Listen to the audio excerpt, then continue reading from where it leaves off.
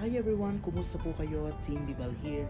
Today, we're off to the Murakami Museum and Japanese Gardens in Delray Beach. Just a 25-minute drive from home. Maaga kaming umalis, excited for a peaceful and cultural adventure.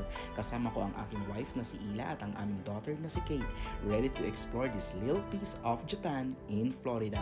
From the moment we arrived, the serene atmosphere and lush greenery welcomed us. Parang ibang mundo. Hi everyone! Team Bibal here. Andito po kami ngayon sa the Murakami Museum and Japanese Gardens dito po sa Palm Beach. So, makikita nyo po, sobrang pong relaxing po talaga.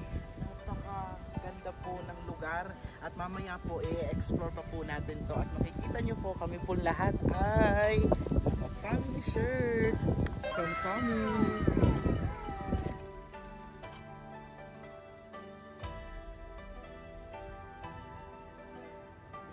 As we stroll through the Rujian, the George T. and Harriet W. Cornell Japanese Gardens, we couldn't help but admire the beauty around us.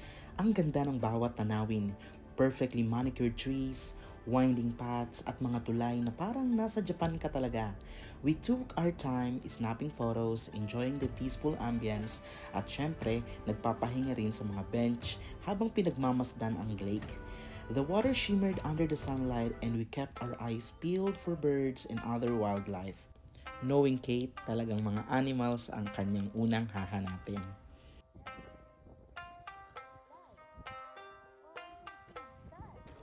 Grabe talaga dito, sobrang relaxing talaga ng place.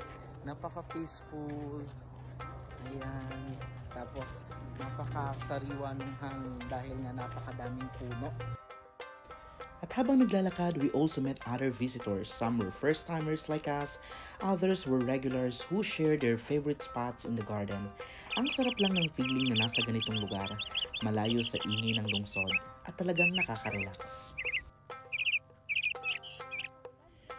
Walking through the Murakami felt like stepping into a living postcard, each turn revealing a new, breathtaking view. Ang bawat puno at bulaklak, iba-iba ang kulay at hugis, all perfectly placed to create a peaceful, meditative atmosphere. The gardens, each with their own unique charm, tell a story of Japan's rich tradition and deep connection with nature. Habang naglalakad, Shella and I took the chance to talk about life, our dreams, achievements, at ang mga susunod naming goals. Minsan, moments like this make us realize how far we've come and how much more we want to do. Meanwhile, si Kate naman wondering and wondering, enjoying the magic of discovery in her own real world. We admire the intricate stone lanterns and elegant sculptures scattered throughout the garden. Yung tunog ng dumadaloy na tubig mula sa mga batis, sobrang nakaka-refresh. Parang binubura lahat ng stress. Kung pwede lang mag-extend, manatili dito at pansamantalang kalimutan ang city life at ang work. Then it hit us. If this place is already this stunning, how much more ang actual Japan? Another dream destination to add to the bucket list. At bago namin tapusin ang aming paglalakad, we made sure to stop by the bonsai exhibit. These miniature trees, shaped with such precision and patience, reminded us that growth takes time and care, just like our own journey. Someday, we'll make it to Japan. But for now, we'll cherish this little piece of Japan right here in Florida. Alas 12 na, and after all that walking and exploring, we were starving. Kaya dumiretso na kami sa Cornell Cafe, the restaurant inside the museum and gardens. The cafe itself was a treat. Parang nasa isang hidden retreat sa Japan. Sitting on the balcony, we had a perfect view of the lake and gardens. Habang nilalamig kami sa hangin at naririnig ang huni ng mga ibon, napaka-relaxing ng ambience, parang ayaw na namin umalis. Una, sinubukan namin ang boba milk tea. Then came our main meal, the classic bento box. Grabe ang dami. Teriyaki chicken, spring rolls, teriyaki salmon, stir-fry veggies, sushi, gyoza dumplings, lahat freshly made at punong-puno ng lasa. Sinamahan pa namin ang yaki vegetarian stir-fried noodles na sobrang sarap at perfect balance ng savory at umami flavors. After that amazing meal, we continued exploring indoors. The theater featured captivating films about Japanese culture, while the museum showcased beautiful artworks.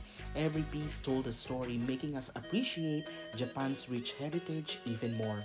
We walked through the exhibits, taking in the details and craftsmanship. It was a quiet, reflective moment, one that made the experience even more special. As we wrapped up our visit, we looked through our photos and videos. So many great memories captured, and just when we thought we had seen the best of Palm Beach, we realized not yet. The Murikami is by far one of the best places we've been to. Shella and I both agreed, babalik at babalik kami. But next time, fewer photos, fewer videos, just pure relaxation, walking, and savoring the moment. We can't wait.